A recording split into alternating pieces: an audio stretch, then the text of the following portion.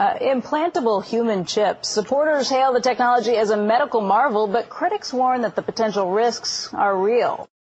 Well, they talked about, for example, electrical hazards. This thing is by no means inert. The way it works is it actually picks up and amplifies ambient electromagnetic energy from the reader devices.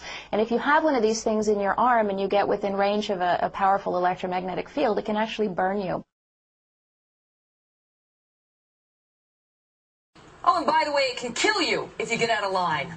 A closer look at the who and the why behind this idea.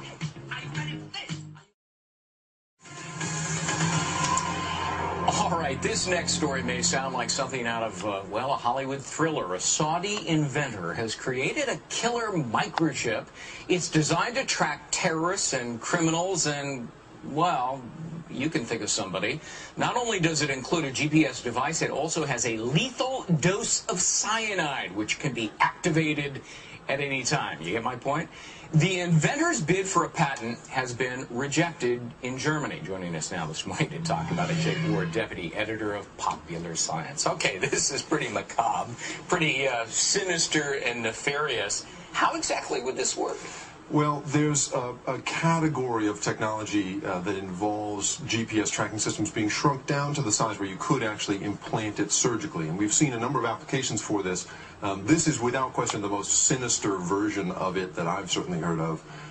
You know, and the notion of tracking criminals is not new, but the notion of killing them remotely, I think, is a whole new thing. Yeah, and Germany says, look, we're not going to approve this. That's because right. For that very purpose. And apparently, in some of the paperwork in applying for the patent, you know, you could track fugitives from justice, terrorists, illegal immigrants, criminals, political opponents, defectors, and Saudi Arabians who don't return home from pilgrimage.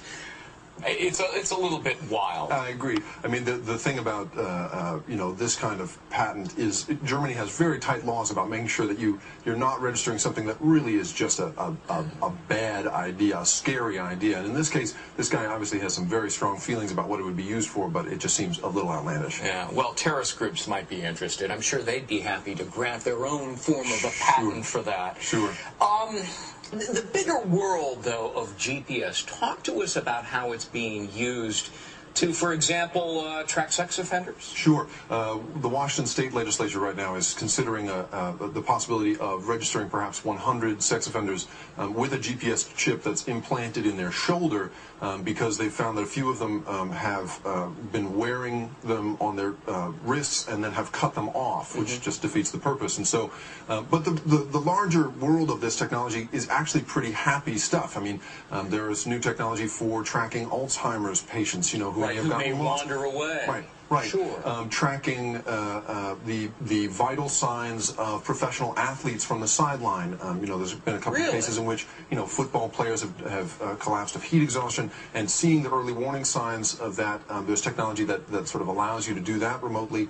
You know, even something as benign as keeping track of your dog, you know, a radio frequency tag implanted in your pet, the vet, you know, finds a stray, scans it, and finds its rightful owner in an instant. Yeah. Do you see an explosion of the use of GPS devices? And obviously a lot of people are concerned about an intrusion of privacy. Absolutely, sure. I mean, I think that there is a trade-off there, and obviously this you know, the inventor who filed for this patent has gone across the line in terms of privacy. Yeah. But the use of GPS in the future will allow you to, you know, you'll never lose your wallet again. You'll never lose your keys again. Right. It's that kind of stuff where you're going to, you know, you'll be able to beep any object you own, you know, and find it in the house. And so, you know, there's the vicious expression, and then there's the really, really helpful expression that I think we'll see in the future. You know, I lose socks in the dryer. I don't know how that happens. Maybe that would help me in that regard. Thanks. Jake Ward, deputy editor of Popular Science. Interesting stuff. Thanks very much. I've got my little buddies microchipped. Do you really? Yeah. Yeah. I do, just in case they get away, and then you bring them and you take them to like the checkout counter at the grocery store, and you scan them, and then they say, I belong to Megyn Kelly. That is very cool, yeah. Verichip has been approved by the FDA as a Class 2 medical device in order to identify high-risk patients in an emergency situation. It's elective, it's voluntary, and it is certainly critical to the evolution of information technology in healthcare. Oh, go ahead. You have one in your arm right now. That's correct. Where is it? It's in the upper right arm. It's a simple injection process, just like getting a shot of penicillin. Is it painful? Not at all. They numb the area slightly. You don't feel it. They put a Band-Aid on it. Within 2 days, you don't even know it's there. And can we, I don't know, did you get a good shot of this, Peter, the chip? I don't know how tight you can get on it, but these are small, and you've got a scanner with you right now. That's correct. Right? This is the passive scanner.